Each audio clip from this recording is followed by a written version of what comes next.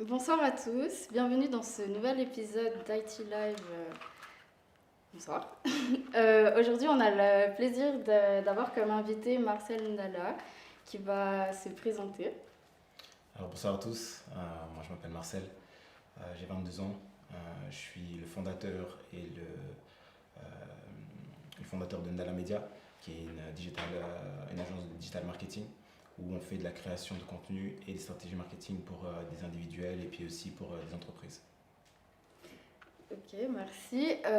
Est-ce que tu peux nous parler de ton parcours, comment tu as commencé, les études que tu as fait, par exemple? Alors moi je suis parti au Canada pendant 3 ans, après avoir fini ma scolarité en Suisse. Je suis parti au Canada, j'ai fait ma maturité là-bas, j'ai fait aussi un an d'université. Malheureusement j'ai pas pu la finir, donc je suis revenu en Suisse. Et c'est là en fait où j'ai commencé dans la média. Et pourquoi j'ai commencé dans la média en fait c'est très simple, c'est que j'avais un oncle à moi qui avait de la difficulté à faire lancer en fait son restaurant. Il avait un super restaurant dans un endroit qui était super aussi, un bon emplacement. Malheureusement, il n'arrivait pas à avoir des clients. Et ça m'avait touché d'une manière parce que je m'étais dit que je voulais vraiment l'aider. Et ce qui s'est passé, c'est que je me suis dit que pourquoi pas je devrais faire des cours de digital marketing pour justement l'aider sur Facebook et puis sur Instagram aussi. C'était vraiment aux alentours de 2017-2018. Et malheureusement, j'ai pas pu l'aider, mais j'ai pu continuer justement mon but à moi d'aider justement des individuels et des entreprises. D'accord, c'est super. Tu as parlé du Canada. Ouais. C'est une destination que tu as toujours voulu connaître ou enfin, pourquoi le Canada et puis ton expérience là-bas? En fait, à l'époque, c'était l'époque où il y avait beaucoup de personnes qui allaient à Londres. Et puis je m'étais dit, ah, je vais pas faire comme les autres, j'ai envie d'aller au Canada. Euh, Principalement, c'était pour apprendre l'anglais. C'est parce que à la base, à ce moment-là, moi, je jouais en fait dans des films, j'étais acteur, etc. Je m'étais dit que pour le travail, pour les études et puis aussi pour tout ce qui est film, séries, etc., l'anglais, ça pouvait m'aider justement à aller plus loin. Et puis, donc j'ai choisi le Canada aussi parce que j'ai un oncle qui habite là-bas. Aussi, j'en ai aussi un à Londres, mais je voulais vraiment aller hors de l'Europe. Et puis, ça a été une super opportunité pour moi, une super idée, je trouve, parce que j'ai rencontré des personnes qui étaient incroyables. Et puis, j'ai fait de très belles expériences, en tout cas là-bas. Ok, d'accord. Euh, et puis, donc, Ndala Media, est-ce que tu peux nous en parler plus en détail? Mhm. Alors, j'ai commencé dans la média, je dirais en mars 2019 à peu près. Euh, j'ai eu vraiment, on va dire, de la chance parce que le premier client que j'ai eu, c'était la ville de Lausanne. J'avais un mandat que je faisais pour eux où je me suis occupé de toute leur stratégie marketing, justement sur Facebook et sur Instagram. Et en fait, pendant quelques mois, on avait parlé quelques semaines en tout cas, on avait parlé de la stratégie marketing. Et puis c'est moi qui l'ai mis en place. Ou aussi j'ai rencontré aussi des influenceurs, où je me suis aussi occupé de la vidéo. C'est la première fois que j'avais touché la vidéo à ce moment-là. Et puis de là, en fait, ça s'est vraiment lancé. J'ai pu travailler avec d'autres entreprises. J'ai vraiment, on va dire, plus appris par rapport à la vidéo aux alentours de septembre, octobre, où vraiment à ce moment-là, là j'ai pu faire des vidéos pour des événements, pour des entreprises, pour qu'ils fassent des vidéos pour présenter leur entreprise. Et puis où j'ai pu travailler avec le MAD par exemple, avec d'autres artistes comme justement Burna Boy, Nino, VG Dream, etc., etc. Ouais, ok. Euh, Tu n'as pas forcément fait une spécialisation dans le marketing ou bien? Non, alors c'était vraiment, j'ai vraiment appris en fait avec YouTube en tout premier. Ensuite, après, j'ai pris des cours. J'ai quand même pris des cours, j'avais acheté une formation justement en ligne. Et par rapport à la vidéo, j'ai pas pris de cours, ça c'était vraiment YouTube, c'est vraiment YouTube, etc. Où j'ai vraiment appris comme ça. Et puis après, sur le tas, en fait, avec des mandats ici et là, c'est là où vraiment où j'ai appris personnellement. Et puis vraiment de fil en aiguille, ça a fait que j'ai pu faire les travaux que j'ai pu faire en tout cas. Et bon, du coup, tu es un peu un autodidacte, comme tu dis, tu as appris sur le tas, comme tu as dit. Quand tu y repenses, est-ce que tu aurais voulu faire une formation plus poussée ou bien... Parce que ça marchait pour toi, mais est-ce Mm. que Quand tu y repenses, tu te dis, ah, j'aurais pu faire, je sais pas, un bachelor ou un master en marketing et ça aurait été plus facile ou au contraire, tu penses que ça va aussi comme ça? Qu'est-ce que tu peux nous dire sur ce sujet? Alors personnellement, oui et non. Euh, oui, parce que je vais dire, en fait en Suisse, surtout en Suisse, c'est beaucoup quelle formation tu as pu faire, quelle est ta formation, quelle est ton expérience, bien sûr, l'expérience ça c'est important, mais vraiment quelle formation tu as pu faire, avec qui tu as pu travailler, etc., etc. Où je pense que vraiment ils accentuent beaucoup sur ça. Et je pense qu'il y a des contrats que j'aurais pu avoir si j'avais eu par exemple une formation peut-être à l'université ou à sa vie ou peu importe justement dans le marketing, etc., dans la communication. Mais en même temps, non, parce que vu que moi je venais du Canada, j'ai vu beaucoup de jeunes comme moi qui vraiment travaillaient dur en fait pour, euh, pour accomplir ce qu'ils voulaient accomplir. C'est-à-dire qu'ils n'avaient aucune formation, ils prenaient une caméra ou peu importe, ils regardaient sur YouTube justement des compétences qu'eux ils voulaient avoir et puis ils allaient comme ça. Et puis vraiment, il y en a beaucoup qui ont réussi, il y en a beaucoup qui réussissent encore aujourd'hui. J'ai des gens qui n'ont jamais fait de cours, par exemple, de comment faire un film, etc. Aujourd'hui, ils ont des films qui passent à Hollywood, etc. Donc c'est vraiment en fait oui et non, mais je pense que ça, j'aurais rien changé parce que ça m'a beaucoup appris aussi, même à rencontrer les gens, même à leur parler, à échanger avec eux et puis à vraiment, à vraiment apprendre sur le temps, on va dire. Ok, bah, c'est super que ça a réussi pour toi. D'ailleurs, quand tu dis ici en Suisse, c'est beaucoup via les formations Mhm. pour la crédibilité. Est-ce que tu penses qu'en tant que... Parce que tu es très jeune, tu as Mhm. 22 ans. euh, En tant que jeune, en plus noir, Mhm. est-ce que tu penses que ça a été plus difficile pour toi de te lancer ou bien comment tu as ressenti en fait? Alors, je dirais pas plus difficile. Euh, je pense pas plus difficile parce que, comme j'ai dit justement, on va dire, j'avais quand même deux, trois contacts quand même Mm. pour pouvoir me lancer. Euh, Comme les gens ils disent, quand vous voulez lancer dans une entreprise, contactez tout votre répertoire, vous Mhm. l'envoyez, est-ce que tu connais quelqu'un, est-ce que si, est-ce que ça. Donc, moi, j'ai vraiment fait ça. C'est ça qui m'a permis aussi de vraiment avoir la tête hors de l'eau. Euh, mais après, je pense que quand je voulais un peu plus, on va dire, level up ou monter à un autre niveau, etc., où c'était pas forcément. C'était plus vraiment des vraies structures, c'était pas vraiment des individuels comme ci, comme ça. Là, peut-être c'était un peu plus difficile par rapport à ça, mais sinon, en soit, non, si le travail il est bien fait, normalement, il ne devrait pas y avoir de soucis. C'est ça. Bah, c'est trop bien. En tout cas, bref. Par rapport à tes débuts avec Indala Media, Mm. dans ton entourage, est-ce que tu as eu du soutien ou au contraire, on t'a un peu mis des barrières ou on t'a un peu dit lance-toi pas tout de suite, attends un peu. Enfin, comment tu as ressenti ton entourage par rapport à ton idée? Personnellement, bien sûr, on m'a mis des barrières. Par exemple, je sais que mon père, il m'a enfin, je sais, il m'a mis des barrières par rapport à ça. Il voulait pas vraiment que je fasse ça, bien sûr, parce qu'il voit pas vraiment l'utilité même de ce que je fais, ou il comprend peut-être même pas forcément ce que je fais exactement. Euh, mais j'ai quand même eu beaucoup de soutien au tout début. J'ai un ami à moi qui s'appelle Théba. D'ailleurs, c'est son anniversaire aujourd'hui. Joyeux anniversaire. Je sais. C'est son anniversaire aujourd'hui. C'est un très très bon ami à moi. Lui, il m'a aidé dès le départ. Parce qu'en fait, moi, j'avais pas de caméra au tout début. C'est lui qui m'avait prêté sa caméra. Et puis, même pour d'autres choses où lui, il pouvait m'aider, lui, il m'a aidé. Après, j'ai d'autres proches, bien sûr, qui ont partagé, etc. Surtout au moment où ma stratégie, moi, c'était vraiment, à la base, je voulais vraiment me faire connaître. Parce que, bien sûr, je sors de nulle part, je dis que je sais faire de la vidéo, il faut que je sache prouver. Et quand, par exemple, il y avait les vidéos avec les artistes, comme Burna Boy, ça, c'est vraiment la vidéo qui a le plus, bien sûr, tourné, etc. Euh, Bah là, en fait, là, il y avait vraiment beaucoup de partage à ce moment-là. Mais c'était aussi un piège parce que moi, je voulais pas simplement rester dans la case de je fais de la vidéo. Il y avait aussi d'autres choses que je faisais derrière et que j'avais fait même justement avant la vidéo. Euh, et c'est pour ça que même euh, j'avais mis un peu un stop, on va dire, un peu au niveau des réseaux, au niveau des vidéos, etc., parce que je voulais vraiment me concentrer sur des travaux qui étaient un peu plus importants, justement comme l'association, et puis aussi justement un événement que je suis en train de créer aussi en partenariat avec la ville de Lausanne aussi. Ok. Et puis, dans ton entourage, par exemple tes amis, est-ce qu'ils ont partagé facilement via les réseaux sociaux ou t'as dû aller leur dire s'il te plaît, partage-moi ou comment ça s'est passé?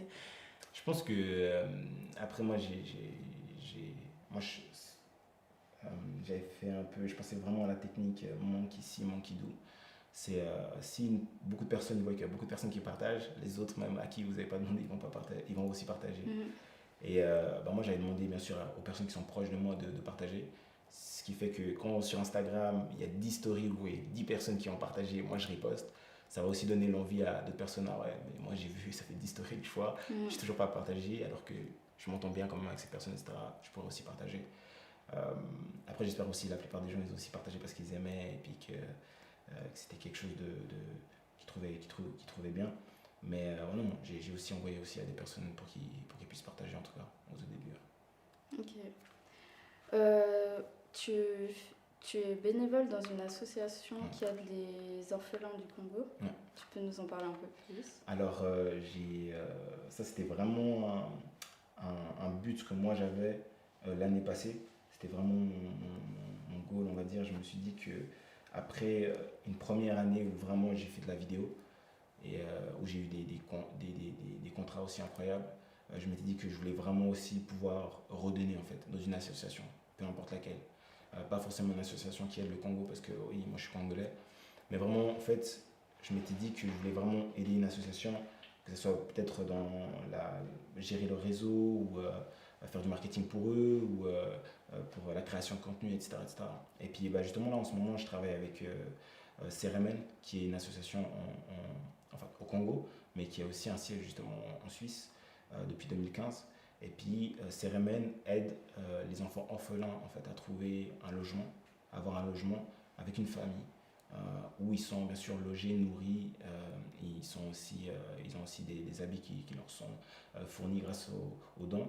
Et puis aussi on leur donne justement la possibilité d'aller à l'école. Et puis moi je pense que c'était important, et puis quand j'ai entendu ce que l'association elle faisait, en plus c'est au Congo donc c'est super. Mais moi je pense que c'est vraiment important parce que au Congo c'est un pays qui est super riche bien sûr, tout le monde sait, mais il y a beaucoup d'atrocités qui se passent, il y a beaucoup de choses qui sont difficiles aussi.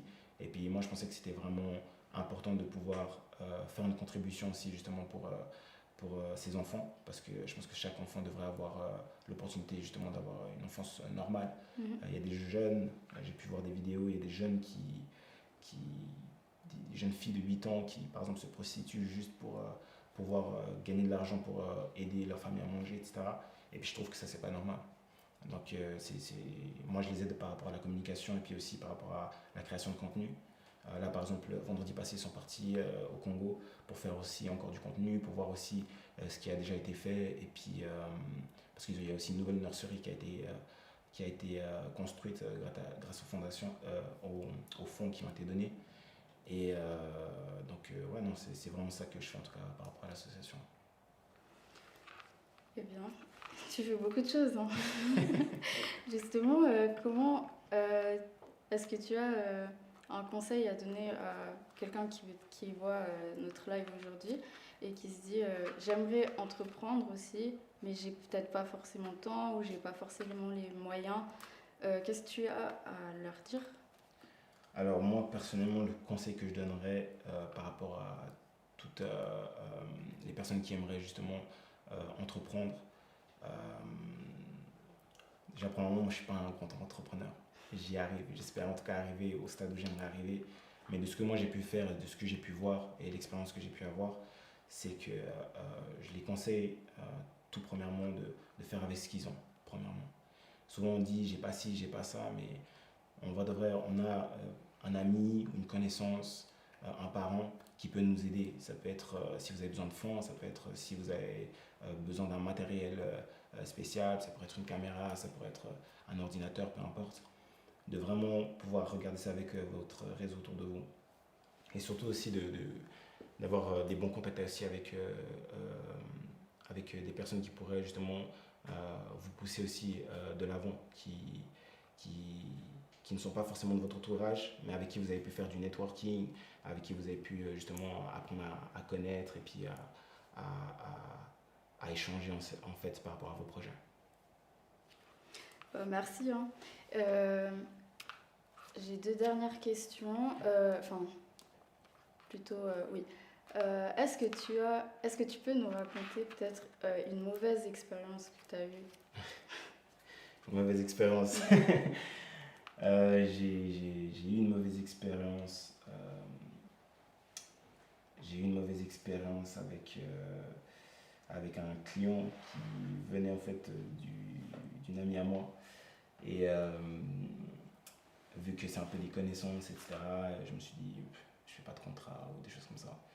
Mais en fait, sur le long terme, sur la suite en fait du contrat, on n'a même pas pu entamer le contrat parce que justement il y a eu des complications en fait avant que le contrat puisse commencer.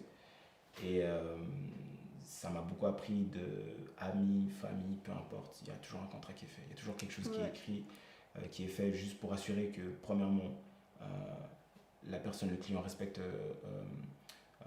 ce qui est dit sur le contrat et puis que moi aussi en tant que justement la personne qui va faire le mandat qui respecte aussi. C'est-à-dire que personne ne peut vraiment avoir de soucis par rapport à ça. Et je pense que ça, c'est une erreur que j'ai pu faire et que je ne referai jamais. Ouais. Donc, Je pense que c'est souvent le piège quand on se lance parce que c'est une connaissance, un ami, de ne pas faire les choses de manière carrée. c'est ça. Mais en fait, il faut faut poser les bases. Dès le départ. Dès le départ. Et puis après, voilà. Bah, merci. Et au contraire, du coup, de ma question, ton meilleur souvenir durant ces années? Mon meilleur souvenir, je pense que ça a été de voir que avec de l'audace et bien sûr du courage et du travail, on peut justement faire des concerts comme pour Burna Boy ou d'autres artistes, ou travailler justement avec des personnes où on se dit ils sont trop loin, on ne peut pas travailler avec eux, alors que vous ne savez pas ce qui se dit dans les rendez-vous, dans les entretiens, s'ils ont besoin de quelqu'un qui fait ce que vous faites, peut-être de la vidéo, peu importe, du marketing, de la vente ou je ne sais quoi. Et je pense que ma meilleure expérience, c'était vraiment de faire en fait, le premier concert que j'ai fait justement avec Burna Boy, et puis de voir que ah ouais, c'est réel. Malgré que c'est quelqu'un international, etc., si vous contactez les bonnes personnes et si vous avez le bon service ou le bon produit, peu importe, pour ces personnes-là, vous allez pouvoir justement travailler avec ces personnes. Donc ça, c'était un de mes meilleurs souvenirs. Mais après, j'ai aussi un événement qui est en train d'arriver. C'est l'événement justement avec la ville de Lausanne qui est en train de se faire pour le musée des Beaux-Arts, où il y aura justement un fashion show, et puis il y aura aussi des mannequins qui vont venir, et puis il y aura des food trucks, il y aura aussi des musiciens, etc. Et puis je pense que ça sera aussi un bon souvenir parce que là je suis pas forcément derrière la caméra, je suis plus vraiment dans la création de l'événement et puis contacter les personnes, etc. Et je pense que ça sera aussi un bon souvenir. On restera connecté alors. Est-ce qu'il y a des questions du public? Oui, effectivement, il y a des questions du public, donc je rebondis avec une question. En tant que prestataire de service, as-tu des conseils à donner pour bien gérer son offre et rester efficace? Alors, bien sûr, pour bien gérer son offre, ça c'est quelque chose qui est très difficile. Justement, j'avais une conférence que j'ai fait en fait au Canada, enfin avec des personnes au Canada, etc. dimanche passé.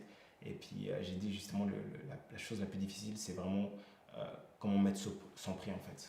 À quel prix, quel est votre prix pour vos services. Et ça vient vraiment en fait de comment la personne en face, elle se sent par rapport à l'argent. Est-ce que quand tu fais ton service, tu penses ou tu trouves justement, tu le ressens au fond de toi que ce service-là, il est justement à 500 francs, 600 francs, 200 francs, peu importe. Et aussi regarder au fait dans le marché, qu'est-ce que les autres ils font, pourquoi ils le font à ce moment-là, quelles sont leurs faiblesses, etc. Et puis bien sûr après rajouter sa propre sauce. D'accord. Et du coup, est-ce que quand tu regardes ton parcours, il y a des choses, Tatiana demandait des choses qui n'avaient pas fonctionné, mais quand tu regardes ton parcours, est-ce que tu aurais aimé changer certaines choses ou tu aurais fait exactement la même chose? Je pense que, je vais dire, il y a des choses que j'aurais voulu changer, bien sûr. Mais après, avec du recul, je me dis que je ne serais pas la personne que je suis aujourd'hui sans avoir fait, par exemple, les erreurs que j'ai pu faire auparavant. Et ouais, je pense que ouais, au final, j'aurais vraiment rien changé. Et partons un petit peu, tu parlais de partir un petit peu plus loin, d'avoir des contacts avec des gens qui sont un petit peu loin. Ton site mentionne une collaboration avec Gary Vaynerchuk, véritable icône mondiale du marketing. Ouais. Comment est-ce que cela s'est déroulé? Alors justement, la team Gary, elle était en train de chercher en fait des gens qui pouvaient traduire de l'anglais au français le contenu de Gary Vee. Et à ce moment-là, moi je suivais beaucoup Gary Vee, je le suis toujours, mais là j'étais vraiment à fond sur lui. C'était au moment où je venais de revenir du Canada, etc. Et justement, j'avais appliqué pour faire partie de l'équipe. Et c'est comme ça que j'ai pu travailler avec eux. Et très bonne équipe. J'ai beaucoup appris aussi avec le peu de temps aussi que j'étais avec eux. Pendant 1 mois ou 2, j'étais avec eux. J'ai beaucoup appris au niveau de la mentalité surtout, et puis l'éthique de travail. Après cette collaboration, est-ce qu'il y a encore des collaborations de rêve? Est-ce qu'il y a des choses des gens que tu aimerais rencontrer, des choses que tu aimerais réaliser? Moi, je pense que j'aimerais pas forcément avec des gens de rêve. Après, il y a toujours des gens qui... Tu te dis, waouh, si j'arrive par exemple à filmer ou à travailler par exemple avec Will Smith ou je ne sais quoi, ça serait super. Mais non, moi, je pense que je suis plus concentré justement sur... je reviens un peu plus dans la mission justement d'Alamedia à la base. C'est vraiment d'aider les gens. Et j'aimerais vraiment faire des travaux, que ce soit pour une association ou même pour une entreprise qui va vraiment changer le cours d'une entreprise ou qui va vraiment changer la vie en fait des personnes qui vont bénéficier justement des fonds d'une association, etc. Donc, un beau message, merci, ça clôt les commentaires du public. Merci beaucoup. On va clôturer ce live du coup. Merci beaucoup pour ta présence aujourd'hui, c'était très intéressant. Et pour notre part, c'était notre dernier épisode de la saison 1 du IT Live. Je vais céder ma place à notre vice-président Jérémy. Merci beaucoup. Merci à toi. Alors, merci beaucoup pour cette superbe interview. C'était vraiment un plaisir de pouvoir hoster l'IT Live, de m'asseoir, de pouvoir hoster l'IT Live et de pouvoir avoir pu interviewer des entrepreneurs tout au long de cette moitié de semestre. On espère vous retrouver très bientôt, dès le début du mois d'août, avec le retour de l'IT Live, dont le format va un petit peu changer, mais qui sera toujours une émission hebdomadaire avec des entrepreneurs de l'Université de Lausanne, ou pas forcément, là en l'occurrence, pour parler entrepreneuriat et surtout perspectives d'avenir et innovation. Donc en tout cas, c'était vraiment un grand plaisir d'avoir pu faire ça avec toute l'équipe au cours de ce semestre, et on espère vous revoir au rendez-vous très très bientôt. Et merci encore à toi Marcel d'avoir accepté l'invitation ce soir. Merci à toi et à ton équipe. Merci beaucoup.